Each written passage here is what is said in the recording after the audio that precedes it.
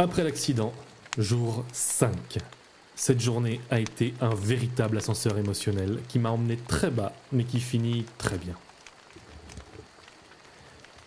Tout a commencé alors que j'ouvrais le dernier sachet de nourriture que j'avais pour me le faire réchauffer dans ce que je peux désormais appeler mon espace cuisine, quand je me suis rendu compte que l'emballage avait déjà été ouvert et qu'il ne contenait plus le mélange de protéines et d'arômes artificiels, mais j'y avais mis des écrous de rechange pour Stewball. La soupe au poulet promise et attendue avait déjà été mangée il y a des mois de cela. Mais là où je me voyais chercher de la nourriture aujourd'hui le ventre plein, je me retrouve à devoir le faire en urgence avec la faim qui me tord les boyaux.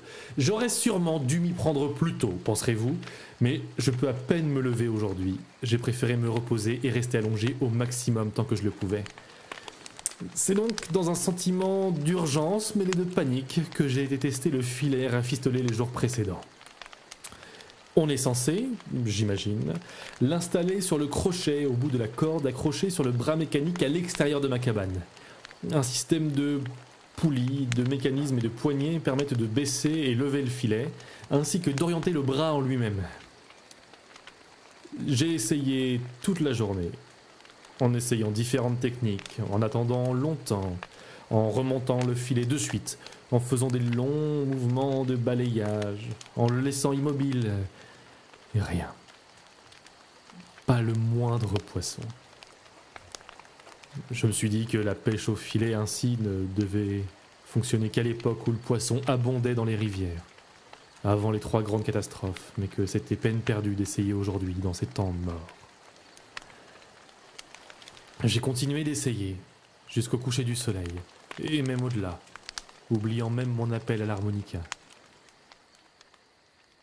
La nuit et le froid s'installaient autour de moi quand la luciole apparut. Une petite boule de lumière qui volait doucement au-dessus de la jumelle que lui faisait son reflet dans l'eau. Je contemplais cette pose hors du temps quand un poisson a jailli hors de l'eau et l'a dévoré. Il y avait donc des poissons, et ils étaient attirés par la lumière. J'ai donc redescendu mon filet dans les eaux noires en y déposant cette fois ma lampe, heureusement étanche. Je ne l'y avais pas laissé une minute qu'un lent balai de carpes dorées se faisait autour d'elle. Un coup sec et je remontais un filet frétillant, plein à craquer. Si je trouve effectivement des fruits et des plantes pour varier mon alimentation, la faim ne sera plus un problème. Et c'est donc en finissant une carpe grillée au feu de bois que j'écris ces lignes. Le cadre toujours à côté de moi. Il m'a vraiment foutu un coup hier. Je veux dire, je sais que ce n'est pas ma fille.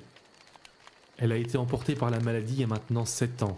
Et au vu du cadre et de la cabane en général, la femme du tableau a vécu bien longtemps avant cela. Et pourtant, la ressemblance est telle que je dois mobiliser toute ma raison pour ne pas voir Myrtille qui aurait grandi. Cette même attitude de défi. Ce même regard qui semble lire en vous. Ce même demi-sourire moqueur. Elle me manque tellement.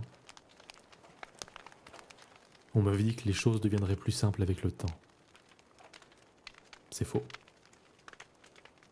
Chance.